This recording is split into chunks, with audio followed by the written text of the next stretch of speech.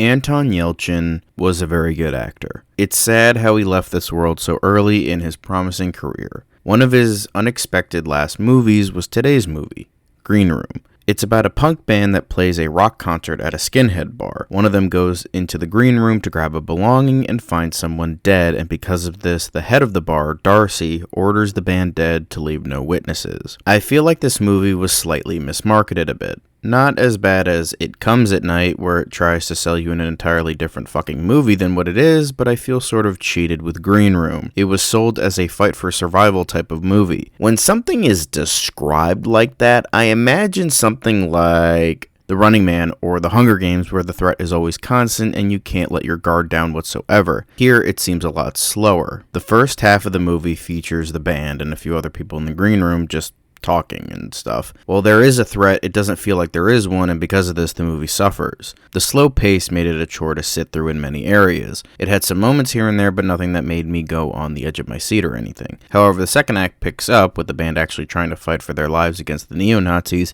and it becomes a bit more exciting. However, it isn't really a horror movie with the exception of some gory scenes sprinkled throughout. It's more so a horror thriller than anything. Jeremy Saulnier's first feature is more so a fight for survival horror movie than this is. However, I do still like it because of the interesting premise and very good performances from Yelchin and Sir Patrick Stewart. I think the hype killed it for me because everyone and their mother said this was one of the best horror movies in recent memory, but in all honesty, I thought it was good, nothing great. I much prefer Saulnier's previous film, Blue Ruin, which is arguably one of the greatest films of all time. However, still an interesting watch.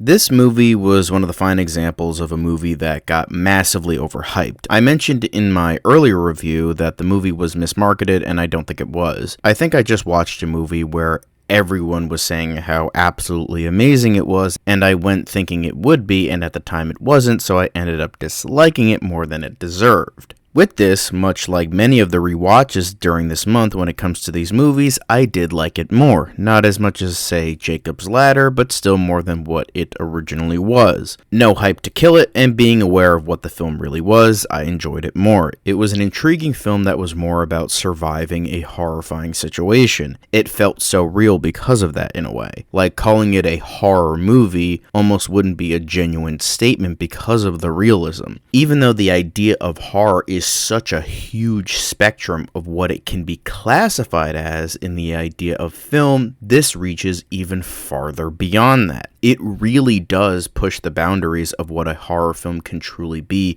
in terms of its situation. And with talking about that aspect, it's a film I more so respect than I like.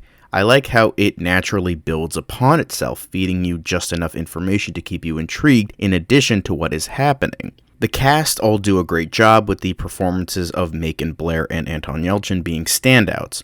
It does have some problems, though. Ironically, now, I think that the second half isn't as good as the first half, and the characters don't feel three-dimensional. You know enough about them, but I still would have liked to have seen a bit more to their characters. It's possible that they weren't supposed to be likable, since they siphon gas, they perform at a fucking neo-Nazi bar, and then stoke the flames by performing an anti-Nazi song with disregard of what could happen to them, as well as being kinda artsy and pretentious. Meanwhile, I like the slower build of the first half, while the second half becomes a bit more run-of-the-mill. Not enough to make it bad or anything, just didn't have the weird charm the first half had, as well as the second half going in favor of the protagonists too much. Sir Patrick Stewart is great to see as always, but I think he was cast simply on the grounds of, holy shit, it's Captain Jean-Luc Picard as a fucking neo-Nazi. And that's what he feels like. Picard as a Nazi. Or, technically, Mirror Universe Picard. I'm not saying that's a bad thing because seeing Stewart is always a delight. I just wish he had something a little more substantial and different to what he normally does. But I am glad that I like and respect this movie more than I did. I don't know if I would ever watch it again, but I liked what I saw and I'm glad I could reanalyze it. I do still think Blue Ruin is a much better movie and one of my favorites, but I like what Saulnier did here and I'm excited for what he has next.